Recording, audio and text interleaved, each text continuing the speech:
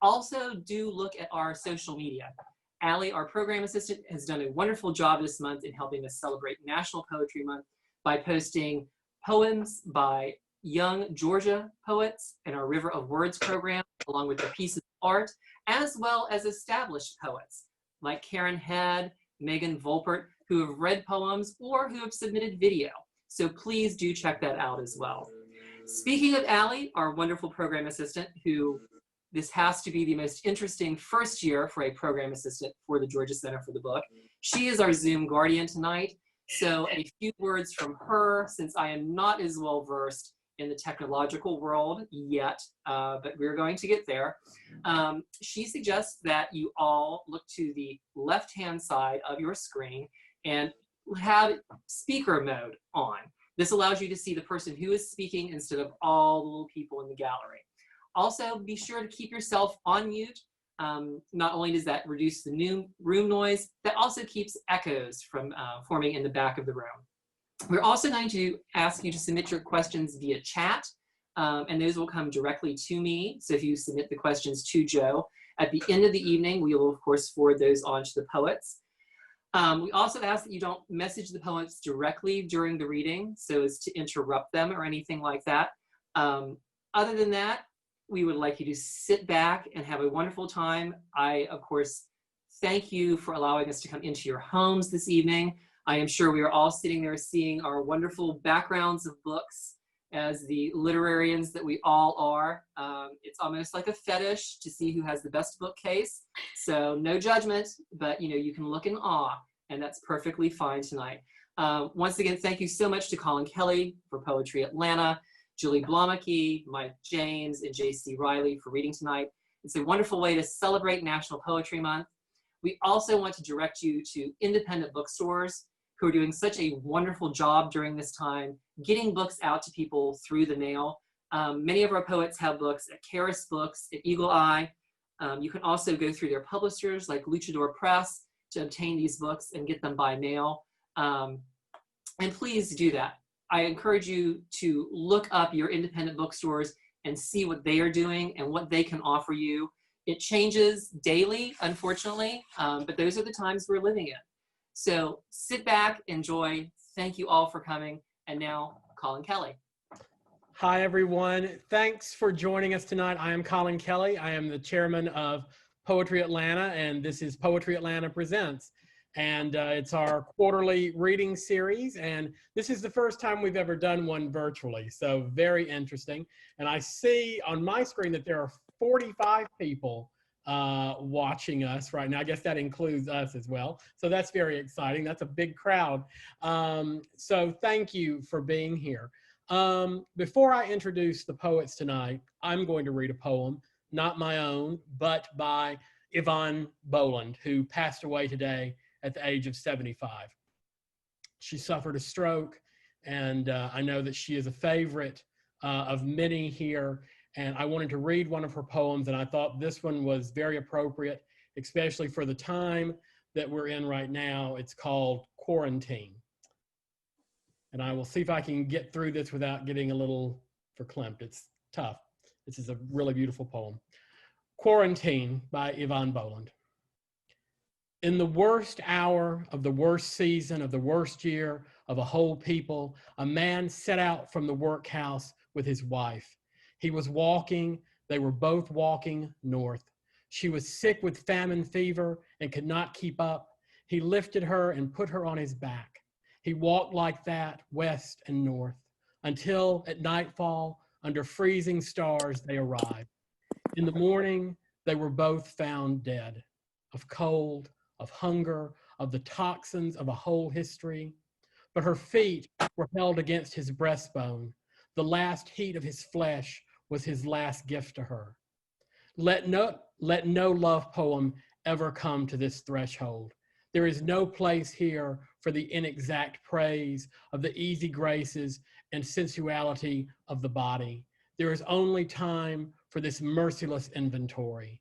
Their death together in the winter of 1847, and what they suffered, how they lived, and what there is between a man and a woman, and in which darkness it can be best proved. Yvonne Boland. So, thank you for listening to that. And so what I'm going to do, we're going to try to keep up some of our traditions like we usually do when we're doing these live at the Decatur Library. I'm going to introduce all three poets right now to you and tell you a little about them, and then they are going to read in the order I've introduced them. And as Joe said, afterwards, we will have a Q&A, and then I may have a few more notes for you too at the very end. So let me first start by introducing Mike James, who is joining us from Nashville, just outside Nashville, Tennessee. And he has been published in numerous magazines throughout the country and in such places as Plain Song, Laurel Poetry Review, Birmingham Poetry Review, and Tar River Poetry. He is the author of 14 poetry collections, including his latest, Journeyman Suitcase from Luchador Press. Julie E Bloemeke received her MFA through the Bennington Writing Seminars and an MA from the University of South Carolina. Her poems have been widely anthologized and appeared in numerous literary journals, including Gulf Coast, Prairie Schooner, Poet Lore, and others. Slide to Unlock is her first full-length poetry collection, and it is out right now from Sibling Rivalry Press. And she wanted me to remind you that you can order the book right now from Sibling Rivalry, and if you use the code READ, you get free shipping. So you can order directly from Sibling Rivalry Press. And closing us out will be J.C. Reilly, who writes poetry, fiction, creative nonfiction, and drama. Her full-length poetry collection about witchcraft, herbalism, twin sisters, and murder, called What Magic May Not Alter, is out right now from Madville Publishing. It is spectacular. I blurbed it, so I'm biased. So, and she's the assistant editor of the Atlanta Review here, and you can follow her at her blog at jcreilly.com. So let's kick off with Mike James.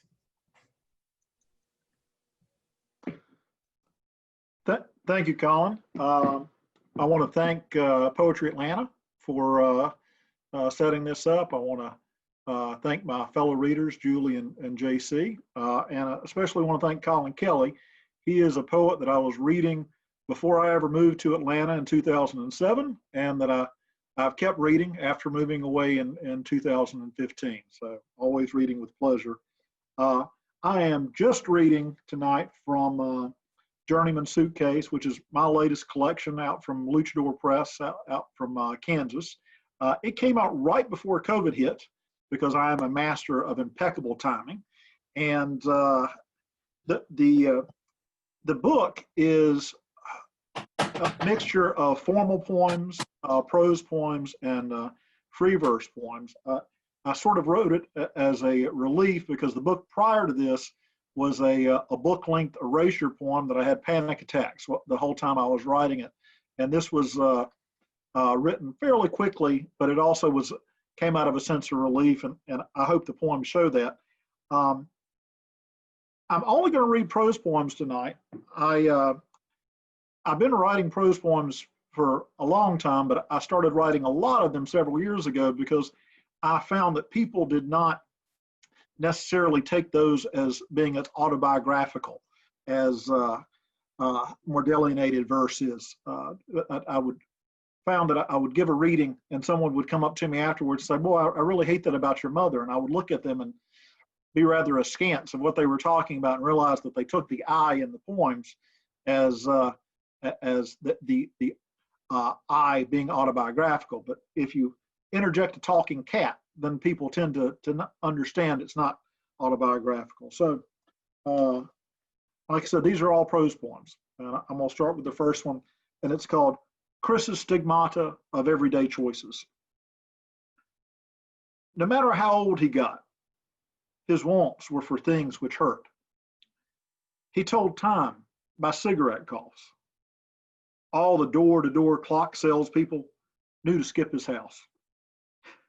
To make extra certain, Little Bo Peep was his go-to disguise. Now and then, this was back when those things mattered, the night got really dark. Stars were never his friends, not in the sky or in his imaginary drive-in. His smile had the look of a bird's nest with no eggs. Awkward was what he knew especially when he traveled across the plains and worried about getting lost among tall grass and towns which advertised the resting places of gunfighters and taxidermists. Little Bo Peep was his go-to disguise.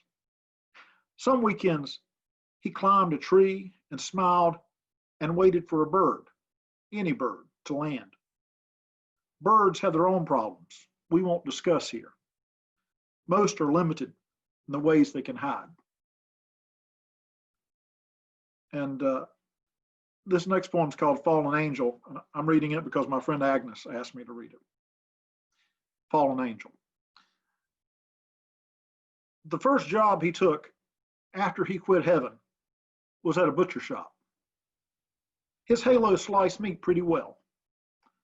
The shop owner liked the novelty, as did customers, used to nothing more interesting than sausage plumpness. But, like even the best Broadway performance, the gig ended. The health department sent him out the door amid the owner's sobs and sighs. Halos are hard to clean, no matter how strong the disinfectant. Slicing with one violates regulations which date back before phone book popularity. After the butcher shop, he became a cowboy. He tied a rope to his halo and called it a lasso. It worked almost as well as Wonder Woman's golden lasso, though she was from a different place. And this poem's called Pastel Adjustments. I don't know if anyone was a fan of the television show of a few years ago called The Preacher, which was on for a couple years. It was kind of a cult show. This poem actually came out of an episode of that. And if you watch the show, then you'll get the reference. If not, it's not necessary. But it's called Pastel Adjustments. His life, a vending machine filled only with zag nuts. He was tired of sameness. What he really wanted was a faux leather knapsack of absurdities. Not for any commonly misspelled tattoos or not so lackadaisical snowflake. More an unhatched egg flying in perfect geometry across the sky, or even wind blowing both ways at once. He had a fondness for anything not seen. He didn't always drive through ghosts on his way to work, though on any morning he might recall the red of Sally Hedgepath's nail polish. Anything long remembered becomes something else. As a kid, he liked to juggle. His mother told him, "Stop that, go outside and hit a ball." And so he ran and ran like Dick and Jane and Spot. He learned to speak in simple sentences. All his socks were black. When he found a penny, he picked it up. When he had enough pennies, he rolled them. He never put a red or pink ribbon on his penny rolls before he took them to the bank. But he thought about it more than a few times.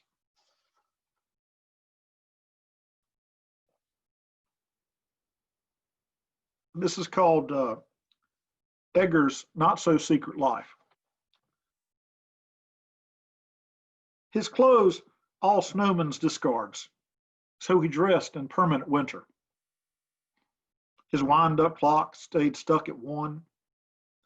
That was fine, since he didn't believe in AM or PM or mountain time, or that it could rain in Memphis when it was perfectly sunny here. When he wasn't making a meal of instant pablum, he liked to tinker with an antique clown car, one with imaginary horn and time travel switch. And there were bongo lessons for anyone who asked. All he asked was a gift of a penny serenade. Remember those? Each song starts with ah, ends with oh well. The best part, Twinkie-like, in the middle. As for Twinkies, he was fond of them and found very little to disappoint.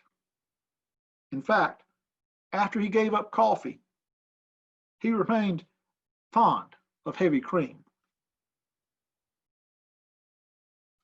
You know, I actually haven't looked through this since I published it. I didn't realize how many food references there are in it. This may speak to my weight problem. This goes with the next poem, which is called Campbell's Soups, which is honestly out of my love for Andy Warhol, but has nothing to do with Warhol. So if you're a Warhol aficionado, then you'll appreciate that. But again, you don't have to know. It's Campbell's Soups. The labels have fallen off my soup cans. I'll have a grilled cheese with something for dinner. That's been my day.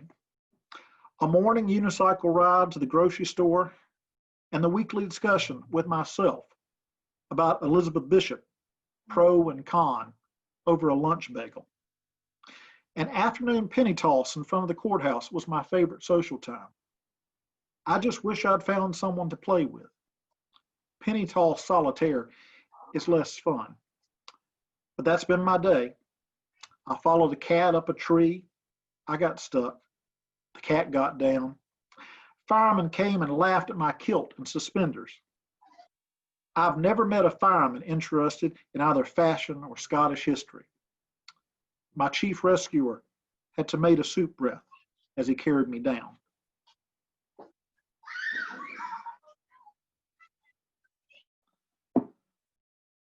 And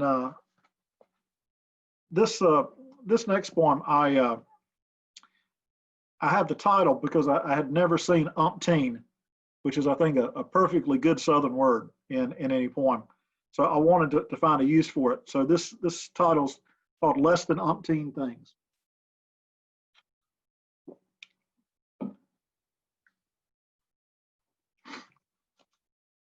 I'm going to go out and join a fight club as soon as I leave the nail salon.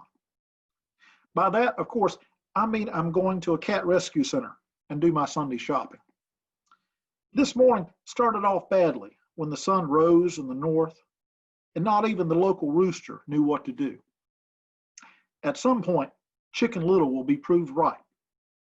I try to reference Chicken Little at least once a week. Normally, that reference comes on a Tuesday. That's what's on my calendar anyway. I really love false positive narratives as a child. These days, I love crossword puzzles and action movies, a little bourbon in my Shirley Temple, and a spell check on my home tattoo kit. We all have to give up things after a while. I'm going to give up sunglasses as soon as this pair wears out. And this poem is called My Father's Advice. If you find yourself in a black and white movie, watch out for quicksand. That's not something you hear every day, but by that point, he was already dreaming about kudzu on the fence's other side. Mother already gone off to the Always discount store. No one else to tell me where to go, what to do, the best way to make grilled cheese without cheese or bread, or the 7 best names for a pet fish. A parent's work never done. All I learned on my own came from the time I invited the dung beetle to my birthday party. That kindness never repeated. Both my parents, all my guests, said rightfully, never again. And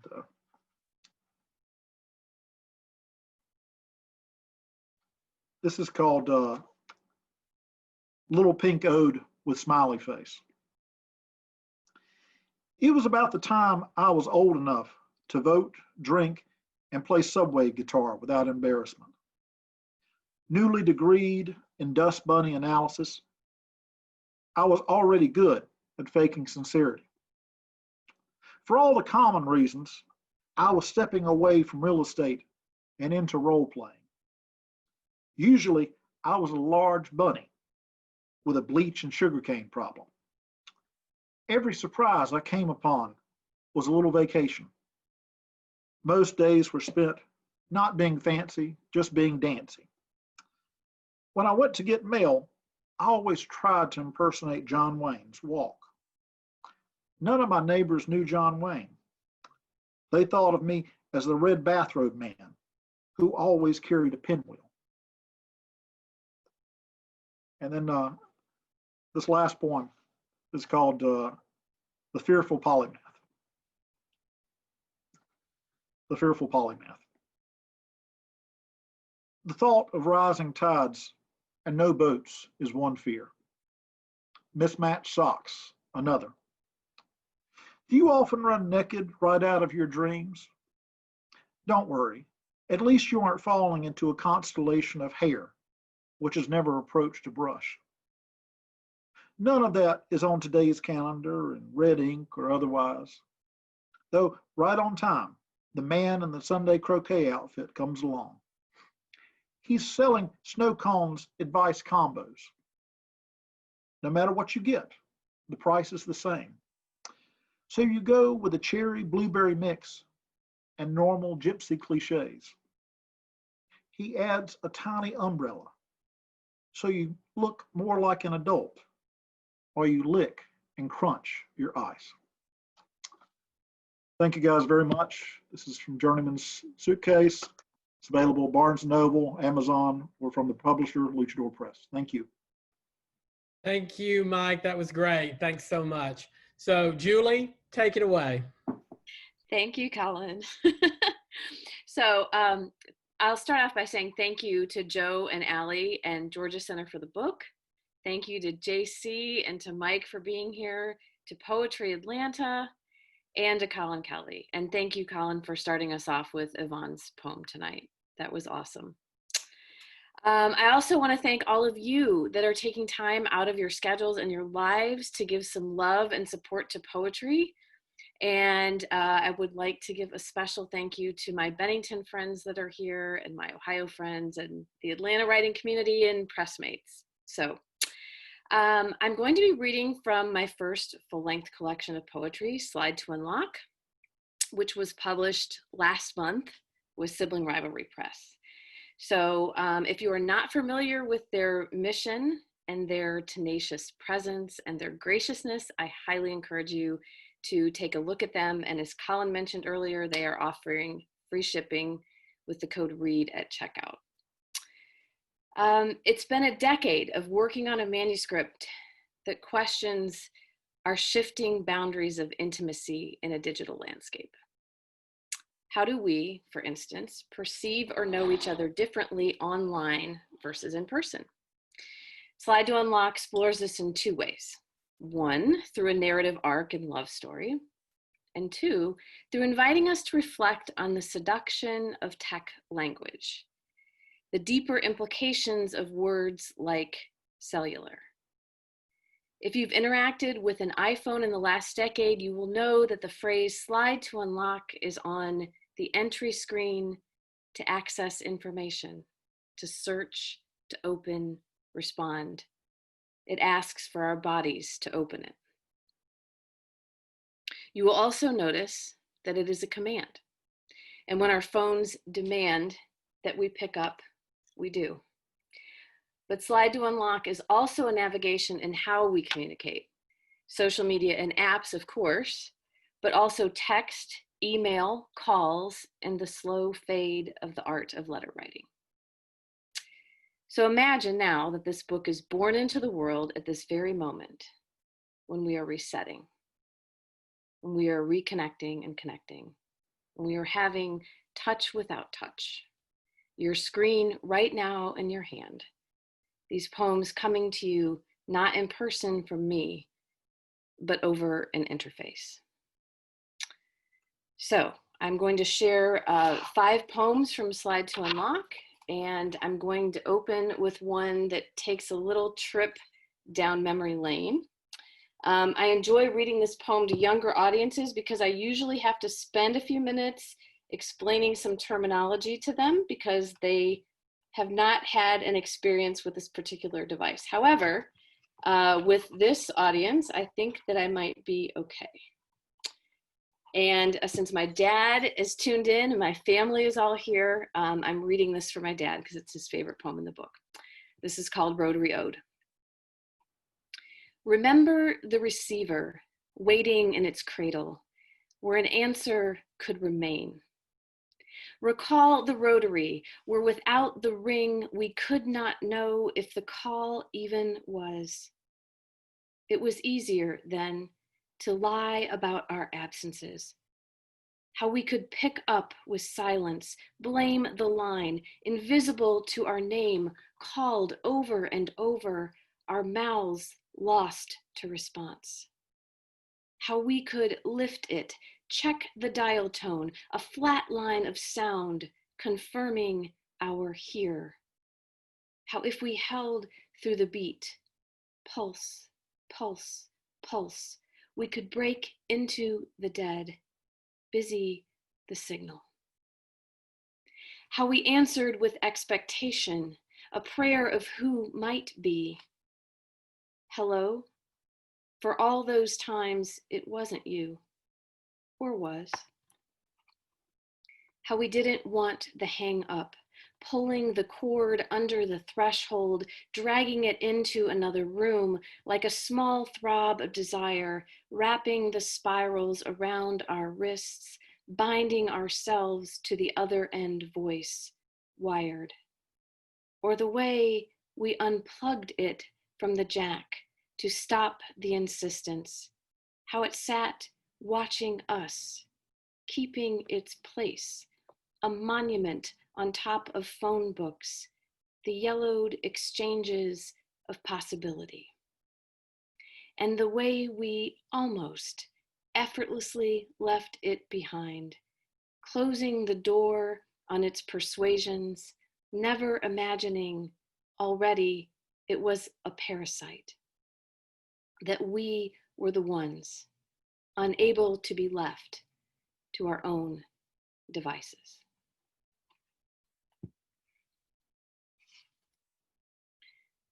It's always surreal reading into the silence.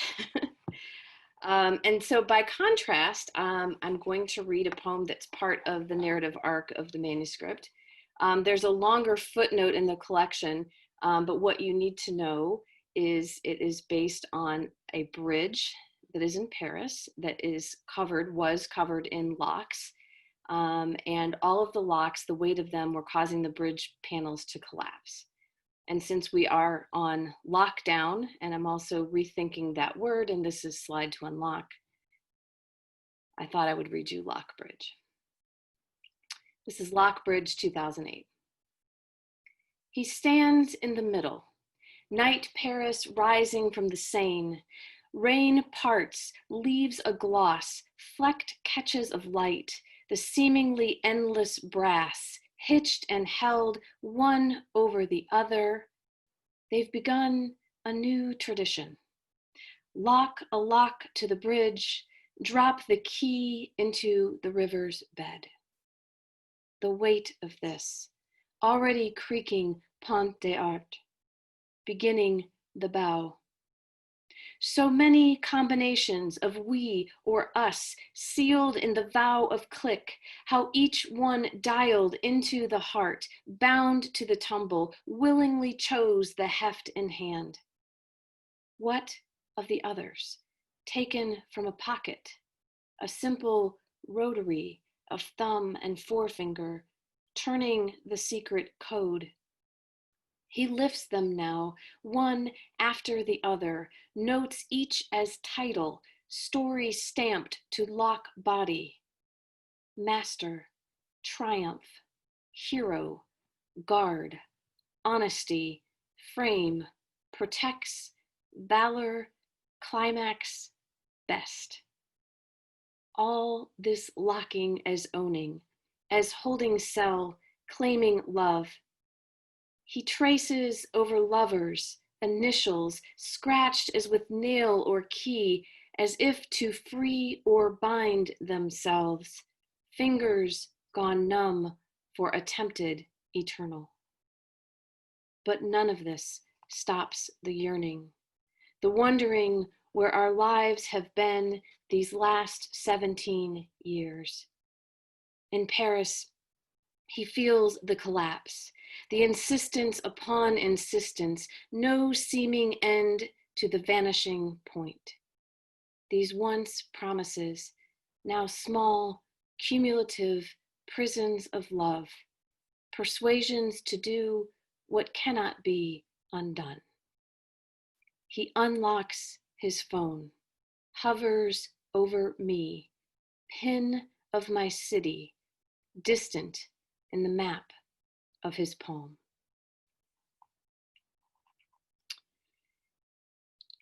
Okay, since there is an Ohio contingent here, I thought that I would also read this poem about an Ohio landmark that I think has memories for many of you. This is Switching Off at Cedar Point. Years later, after hearing of your divorce, her infidelity, I remember another time. The four of us, my husband, your wife, would switch children, hip jiggle babies, so the other could ride, so we all could take a turn to throw our hands to sky and scream legitimately all the way down.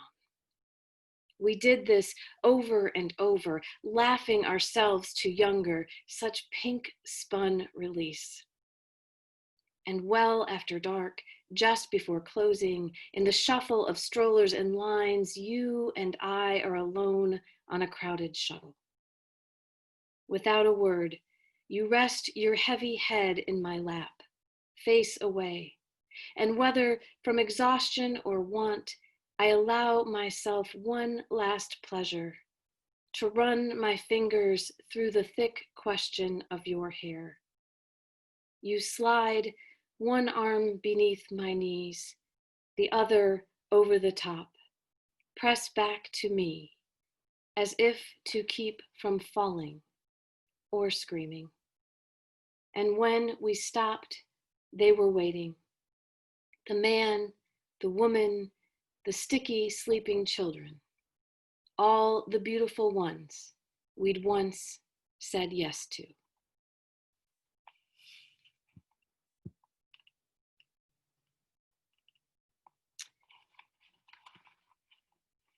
This is Observations from the Base after Lake Santitla, North Carolina. The problem with heights, they are heights. Again, the resistance of water.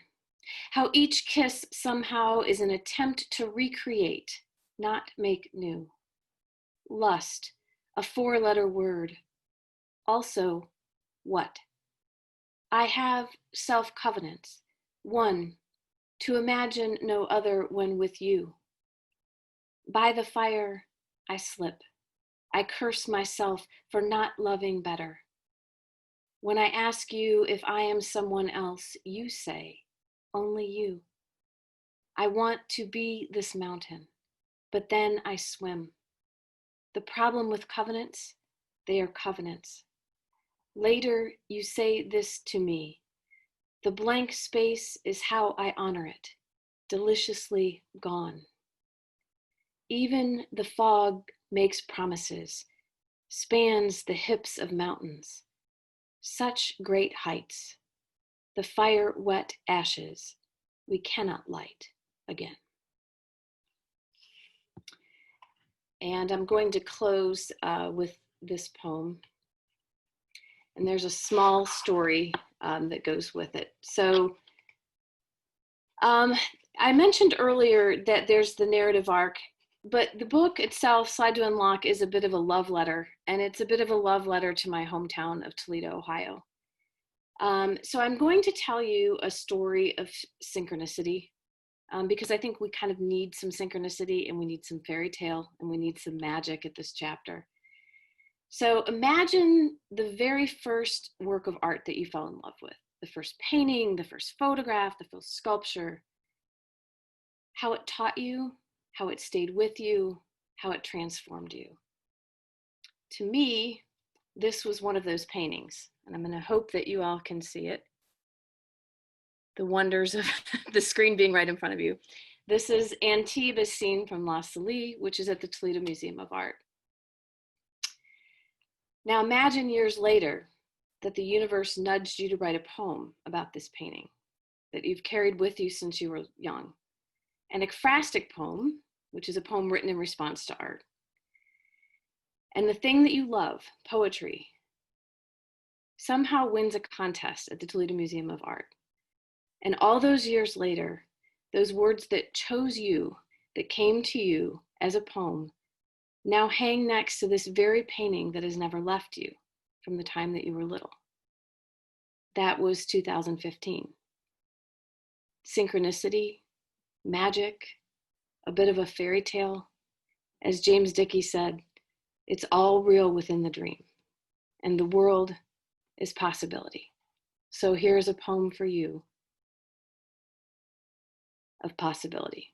And this is Côte d'Azur, 17 years later, after Claude Monet's Antibes scene from La Salie, Toledo Museum of Art. It begins in gold, this pointing upward of leaves, how the branches rise, propose an unseen union. Note the olive tree, the hidden live in its name, the way it arrives, mouthed, silent, as I love.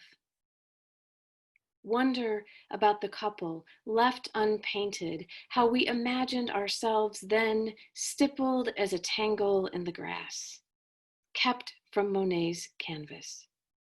How we held this vision in our years of absence, the tinge of me inseparable from the mark of you. What Monet said of this place: it was impossible to paint without gemstones. Its beautiful madness, a fairy tale of air and light. Listen to the dazzle of that waiting city, the way it calls us to believe, how we want to dismiss story, drown innocence in the sea below. After 17 years, a quarry of space between us, I return to this landscape. I open my hand to a fairy tale of air and light. Expect only memory, not the sudden slide of your fingers taking mine, or how we paint ourselves here again into the impossible. Thank you, Julie. And there's a lot of, I opened up the gallery, there's a lot of clapping and snapping. You can't hear, so you might be reading into the void, but there's a lot of people out there watching. So JC, over to you. Hi, everybody. This is, oh, it's backwards, but this is What Magic May Not Alter. And it's a narrative story, Southern Gothic. And so most of the poems are storytelling, but there are other poems in there. And so the first poem I'm going to read will give you sort of the introduction of the characters and the world. Summer Portrait, oh, I should say this is set in the, the early part of the 20th century in Shreveport, Louisiana, which is actually my hometown. Summer Portrait, 1912. In dark suits and matching robin's egg-washed gray ties, Benton and Stonewall, straight-backed as young oaks, stand on the porch stairs behind Mama, and the other behind Granny B. Wally, a head taller than Benton but 2 years younger, laughs. At a joke, perhaps, or at a dog chasing a squirrel off camera. The corners of Benton's mouth turn up too, but his eyes stray heavenward, though it's 4 years until the seminary. Mama's smile is all teeth, but not horsey. How like a Gibson girl she looks in her new frock, not unlike when she was married. The beading on her shirtwaist twinkles with the sun and may surely leave fairy flares on the film. The pleats of her skirt stay fresh pressed despite the heat. She cuddles Ross Marta, then only a kitten, and doesn't mind the cat hair. Granny B cocks her head to the left, her lips twitching as she tries to hold back a cackle. 20 years out of date, leg of mutton sleeves on her black bombazine hover like planets to either side of her, and Cole, sitting on her knee, seems to fall into their orbit, his wide moon face almost dwarfed by their expanse. Magnolia, a little thin, stands between the elder boys, her glossy hair drawn back into a bow the size of angel wings. Freckles dapple her cheeks prettily, though some of the detail will be lost in the noon sunshine. The twins, tall for their age and fluffy as meringues in yards of white ruffled lawn, hold hands before her. Vi's heart-shaped face peeps through a curtain of corkscrew curls, but her expression is welcoming as an open window. Only Lula, as if she turned her head at the last moment, avoids the camera's gaze. She is smiling too, but at what she'd never say.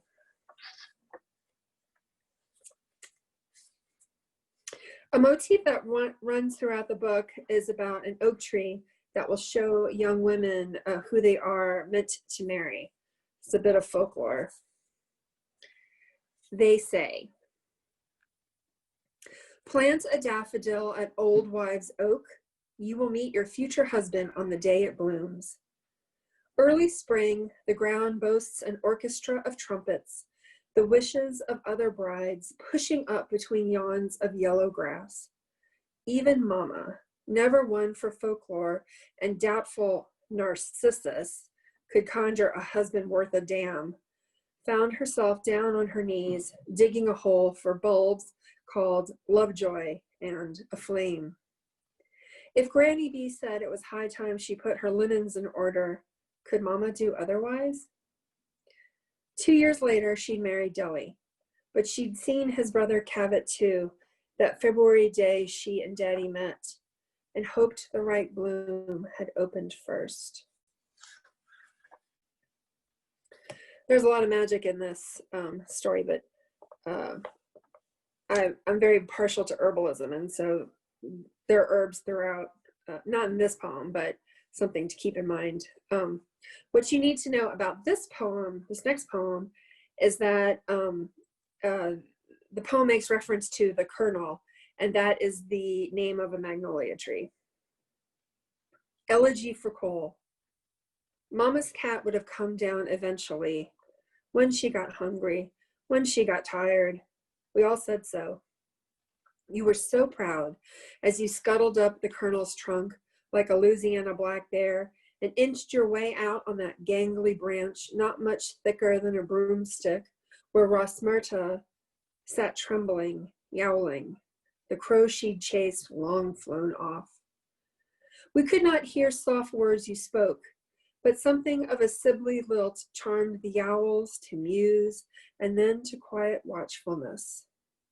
When you scooped her into your arms, the way a bear grabs at fish over a waterfall, she might have panicked. But she settled over your left shoulder like a sack of sugar, and you scooted your way back down the trunk, using your back towards the trunk, using your right hand for balance. The crack, when it came, seemed almost offhand, lazy and loud as a bear yawn. You kept the cat close, your arm tourniquet tight, even as her nails must have pierced your flesh, even as your own nails dug vainly into bark and caught only air for 30 feet, missing lower branches as if magic miscalculated to slow descent. We scrambled beneath the kernel, thought softer bodies could ease your impact. At 10 feet, Rosmerta leapt free, and though you landed mostly on top of us, the back of your head found the only axe-sharp rock jutting from the soil. So hard were we laughing you were saved, we overlooked it till we stood you up. You wobbled, cried out, and pitched forward into Vidalia, and we saw blood. Blood and shattered bone matting brown curls over a rift in your skull, deep as Southern honor. Maggie raced to get Mama and Granny B, a spell to stanch the bleeding, but you were dead. That night in the sky, Ursa Minor glowed unusually bright, and we knew the heavens had already made you their own. So the villain of this story is named Bonham Ferry. He's courting Vidalia, and Tallulah despises him. He's a bad guy. Bonham Ferry comes to call. Look at him, spread out on Granny B's swan's down settee like rancid butter on a biscuit, with that bouquet of snapdragons he snitched from the widow's yard.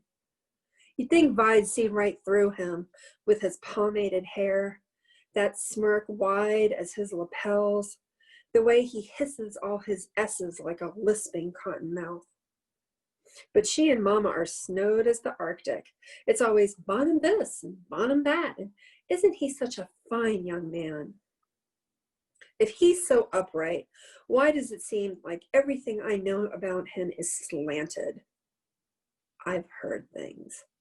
Oh, that he's been seen at the cat houses at St. Paul's Bottoms, owes people money, that a Creole girl on Fannin Street's gone missing, and the last person seen with her was a blonde boy in a Cadillac Model S. I can't prove anything. But even once in a while, the aspersions Mrs. Crockett casts on Shreveport's elite when she's buying supplies and running her mouth off at Dixon's ring just a little truer than the rest. And he does flash that caddy around. But there's no repeating this to Vi. She wouldn't believe those rumors anyhow. That's why I've kept my mouth shut so far. But if Vidalia's setting her cap for the likes of him, only heartache can come of it. And no amount of moony incantations and goddess invocations will set things aright. He's a bad, bad man, and we'll all be sorry. I'd like to take that bottle of hooch poking out of his coat pocket and dump it right over his greasy old head. But Granny's bees asked me to serve him lemonade. Oh, were it strychnine instead.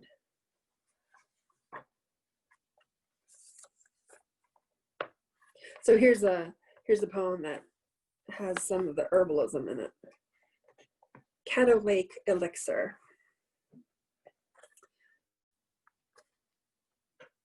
The Vidalia tethers the brittle moon to a thick cypress on the Texas side of the Tar Island slough, while I nurse my hands from the paddles chafing. It didn't seem so far from Hawley Arm when we set out after supper, but half a mile's rowing has brought out the mosquitoes, and the sky, sinking to purple, casts its reproach along with the shadows. It's more than a mile around the island, and there might be gators. Worries too mundane for Vidalia's magic, but not for me. To navigate by starlight might work for sea captains, but I have neither sextant nor compass to guide our voyage back, and hope someone turns the lantern on at the pier. Undaunted, she opens her satchel, draws out a beeswax candle, cardamom, clove, and damiana leaves. She lights the candle on the seat beside her and scoops some lake water into a bowl, tosses in the herbs. This she heats above a flame a few minutes, whispers words too soft to be heard over the bullfrogs and cicadas, then sips. If she twists her face up like a dish towel at the taste, I don't see it, but feel my own wrinkle in sympathy. So mote it be, she says, pouring the rest back into the lake and blowing out the candle, whose smoke threads its way unseen into the fabric of the evening. We can go. She unties the boat from the tree and pushes us back into the channel. As the paddles cut through the slough, a hint of clove catches on the breeze like grace.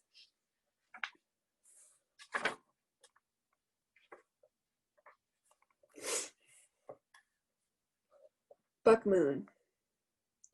On the bush and bramble side that fringes toward the wood, a white-tailed stag sniffs the air, then lowers its tongue to Caddo's edge to drink. Under your watch, its 8 points gleam a dull, milky opal, and catch in a cattail cluster. With a quick head shake and a nose blow nearly laugh-like, it frees its antlers. Another sip. The deer finishes its lake water nightcap as it clops off into the loblollies, alert but unhurried. You darken to think of hunters sleeping now, dreaming all of Actaeon's fate. I have a friend here.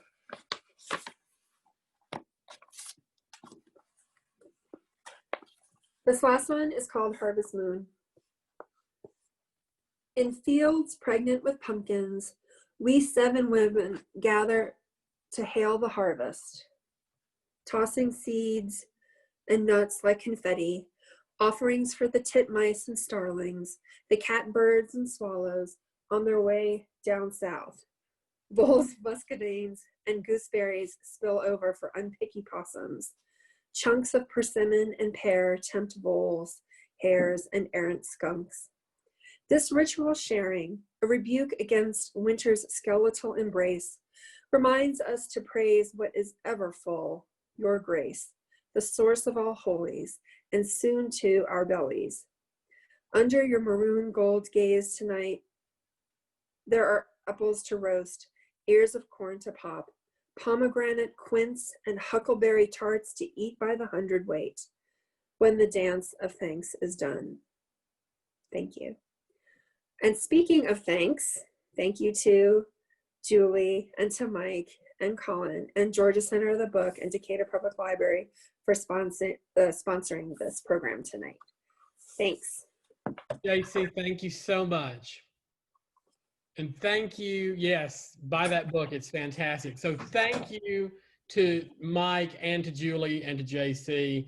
Virtually clap and snap for them and for them reading tonight. And thank you, yes, to Georgia Center for the Book, to Joe and to Allie for helping to facilitate this. We had a really great, we were up like well over 50 people watching. I guess that was including us too, but that's a really great number for a Zoom reading of poetry on a Monday night, I think. So thank you so much for attending tonight. We're going to be having another reading in July. I don't know if it's going to be on Zoom or if it's going to be live and in person at the library. So stay tuned. If you're on Facebook, be sure to follow the Poetry Atlanta page. On Facebook, we not only list what's happening with our organization, but with all of the groups in Atlanta and all the open mics. So a lot of other groups and organizations are doing online and virtual reading. So be sure to go to Poetry Atlanta on Facebook and check that out. And I know Georgia Center for the Book, of course, has many other things coming up. So thank you again. So we're going to do some questions now. So if you open up the... Yeah, anybody has any questions? If anybody has any questions, feel free to go ahead and send them through the chat. Hopefully, if we get this down in the future, there's a lovely little raise hand feature. And, you know, I didn't want to tax Allie too much this evening and test it. But feel free if you all have any questions. You know, I just would once again like to thank Colin and everything that Poetry Atlanta does, and Julie and Mike and JC for reading tonight. And as I said before, you know, do go out there and look at your independent bookstores and see who's doing mailing, see who's doing drop-off, see who's doing curbside.